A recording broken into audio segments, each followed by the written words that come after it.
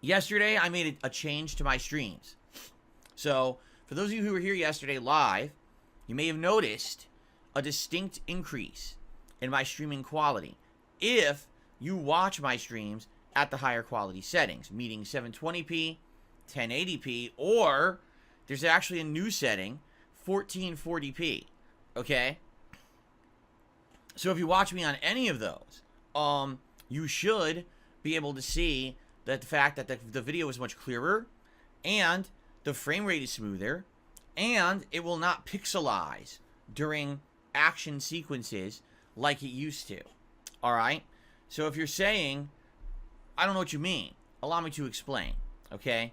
So earlier this year, at the very beginning of this year, I changed my capture setup. My old capture device of 9 years finally bit the dust.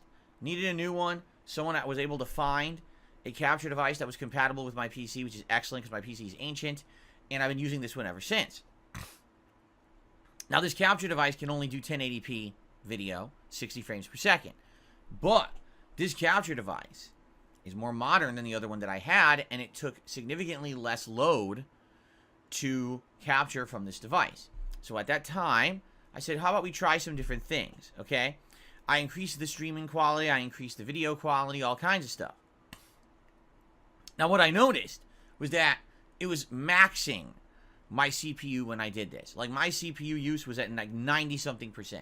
That's awful. You don't want your computer always running at 90-something%. And I was like, well, this is not good. This is going to lead to problems. So I wonder what we're going to do. And so over the course of the first few months of this year, I was experimenting a bit. And someone had sent me some information and suggested that I do something called splitting the processing load for my streams and my on-demand videos. You might be confused. You're like, what does that mean? Well, unlike other content creators on the internet, I do not just do one process of capturing and broadcasting. A lot of content creators, what they do is they just capture from their console or their PC. They run it through capture software like I do. I use OBS. A lot of people use OBS. And there's one feed that goes out to the internet, whether it goes to Twitch, whether it goes to YouTube, wherever it's going, okay? Kick, wherever they're streaming. Then after the fact, once that stream is done, all they do is they take the one archived video of that stream and they just go, bloop, it's archived. There you go. Watch it on demand if you want. All right? They don't split it up. They don't edit it. They don't title it. They do nothing to curate that content. They just let it sit there as a raw stream. I know because my wife and I have watched streamers like this. They're very prominent and they get tons of views. I guess people just don't mind the fact that they just put down raw content and don't even title it half the time properly. I put in a lot of extra effort on top of what a lot of other people do to make it so that my content is more easily digestible and watchable for multiple kinds of audiences. I appreciate everyone who's here every day for the live stream. But at the same time, I understand that I got my start on YouTube as an on-demand gamer. Someone who put out playthroughs offline before I even live streamed. And I still have thousands of people who tune into my channel on a daily basis to watch that style of content. They can't catch the live streams. They just want to watch it after the fact. So, unlike those other content creators that just dump their archive stream and they're done, I put in a ton of extra work and effort. What I do is during the course of me broadcasting a live stream, I separate my content into individual videos and record them locally to my hard drive. It's not just a stream that you're seeing live on the internet. It's actually a twofold piece of content. Now, why do I do that? Well, there's two main reasons why I do that. Reason number one is because if you're recording locally and something happens to go wrong with your internet or your stream, you still have your video. You see? If I were only doing a live stream on YouTube and then all of a sudden my internet cuts out, guess what would happen? You would not have that archived video anymore. You would be losing a giant chunk. What if I'm playing a game and the internet goes out in the middle of a boss fight and then I finish the boss and I look back and I'm like, oh crap, the last 20 minutes didn't broadcast. Well, now no one will ever see that 20 minutes ever because it was not recorded anywhere. And that has happened several times, usually a year, my internet might ever accidentally cut out or lose connection to YouTube or whatever it may be. And you would lose that. You would lose gameplay. You would lose parts of a stream because I'm not recording it locally. That's number one. Now, number two, one of the major reasons why I've always done the stream here while also recording is because over the years, streaming has changed. Different streaming websites have different criteria for the level that you can actually broadcast. Twitch, particularly, when I used to stream on there, they have like the worst. It was like 6,000 kilobits per second. You can't do 1080p video at 6,000 kilobits per second. It's literally not possible. It's going to be choppy and it's going to look like crap. Okay? So what I would do is I would broadcast at whatever the maximum they would allow me to, but then I would record locally at a better quality.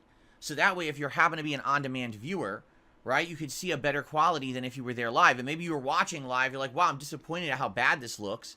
You could watch it on demand later and you'd get a better experience out of it. Okay? So, I've always done this. Now, one other reason as well that I split up my videos is because it allows you to focus in specifically on the content that you want to watch without having filler and without having confusion.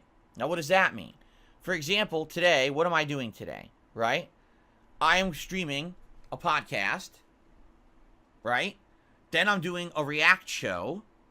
Later tonight, I'm doing Call of Duty.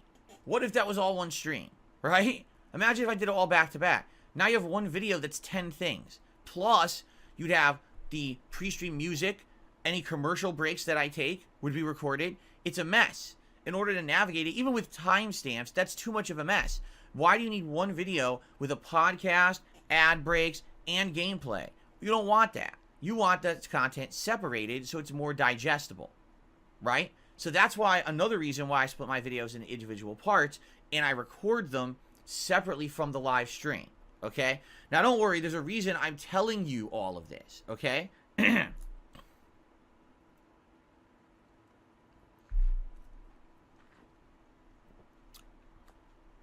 So, yes, I am very different from everyone else out there with the way that I capture and I stream and I do everything. I've always done it this way, by the way, while most content creators don't do this.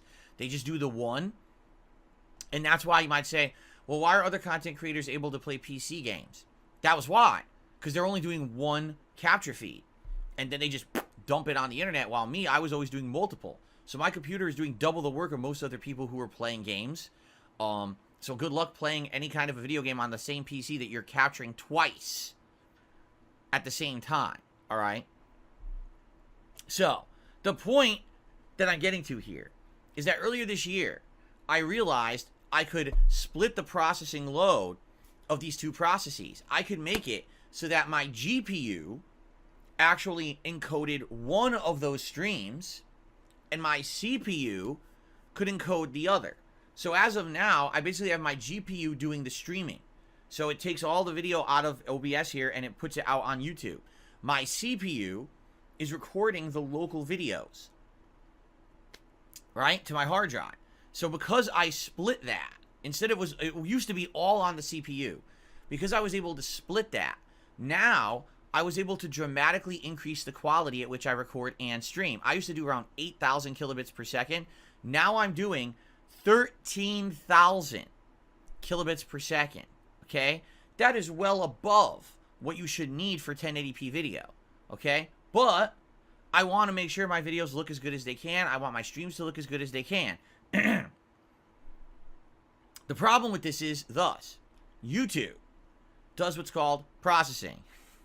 So when you're streaming and when you're uploading, YouTube takes that raw quality video that you've created and they convert it to make it a ton of different qualities for people who can't watch at, say, the highest level. So on any typical day when I upload a video to YouTube, it'll have a 1080p 60 frame per second quality, a 720p 60 frame per second quality, a 480p 30 frames per second quality, and then sometimes it even has two lower versions than that. If you're watching at 144p, I don't know how on earth you put up with it. Can you imagine how bad that must look, right? So, with all that going on, YouTube, sadly, kills the quality of a lot of stuff that you upload or stream. Particularly, the on-demand videos that I've uploaded look good. like I've noticed over the last several years that I've returned to YouTube and been doing this higher quality of on-demand video, they look great. They really do. But people have told me that the live streams tend to chop up, that the live streams tend to become really pixelized, especially during a game that has a lot of action. So a first-person shooter, or a game recently like I'm playing now, Assassin's Creed Mirage, where you're in an open world and you're running around these fields full of detail and you're doing parkour across rooftops at a high speed, and all that ends up becoming very pixelized. And essentially what that is that YouTube is on the fly attempting to encode what I'm sending it via my live stream feed, and it's doing a poor job. Okay? So, the reason I'm telling you this whole story is because I was playing Assassin's Creed Mirage at launch day a couple days ago. And although the on-demand videos looked great, they were 60 frames per second, they were smooth, they looked good, people were telling me that the stream did not look good. They were actually quite upset. So the stream quality just isn't up to par from what we'd expect, and it's disappointing. And I was like, well, that sucks. I don't want to put out an inferior stream product. I wonder what's going on. So looking into it, you know, a viewer of mine sent me some data, and they said, after data mining and looking for this information, are you aware that you're likely broadcasting on the wrong codec on YouTube? YouTube is not properly using the bitrate you're sending them, and because of that, your streams look like crap. Now, I want you to think about that, everything I just said. You would think that when you set up a stream on YouTube, YouTube would say, hey, you know, you're streaming at this quality. We recommend that you use this version of our streams because this is going to give you a better performance, right? Or you would even think when you're setting up a stream, right on the first screen when you set up the stream, there would be a big segment that said, hey, what quality are you going to be streaming at today? Because here's all these options we have on YouTube with different encoding options so that your streams will look better. None of that happens. None of it. Okay? It's bare bones when you set up a stream on YouTube. You just got to figure everything out for yourself. And the options of different streaming codecs and things literally don't exist. Listen to this. They hide the option to stream at a better quality and a better encoding codec inside of a streaming key menu. If you don't know what stream keys are, they're essentially a code that you need. And when you have that code, that's the address that your streaming software knows to send your stream to. Think of it like a physical street address to mail a piece of mail to, or an IP address to contact someone on the internet and reach out to them and be able to connect to their computer. That's exactly what it is. It's the address where you're broadcasting your stream. Why are you listing codec and stream quality options only on the same screen where you're generating me the instructions of where to send the stream? They're completely different things. It's two different steps of the process. You know what I'm saying? It's like, I'm going to paint a picture. One step of the process is selecting the paint tools and the methods I will generate this quality picture. The other is, where do I send the picture when it's done? But according to YouTube, they're the same step. Okay, thanks YouTube. You're really genius. Again, so what I tell you about people at YouTube. They're incredibly smart people. A lot of the people who work at Google and YouTube are Ivy League educated. The problem is they are book smart. They have no social skills, and they have absolutely no street smarts whatsoever when it comes to how the things they code are implemented. We coded amazing options, and we hid them in a fucking menu no one would know about because we don't actually use the site, so we don't actually know where people would select these options or look for them, so we didn't understand that no one knows these exist, and they're hidden behind some kind of a stupid menu. I got the drip go. I got the drip go. I got the drip go. I got the drip go. I got the drip go. I got the drip go. I got the drip go. I got the drip go. Can't make it stop. So what do you want me to do? Have a mute button that every second I'm tapping the mute button just in case I'm gonna have to clear? Like, this is what I mean. These dumb kids. This is what it is. It's dumb kids.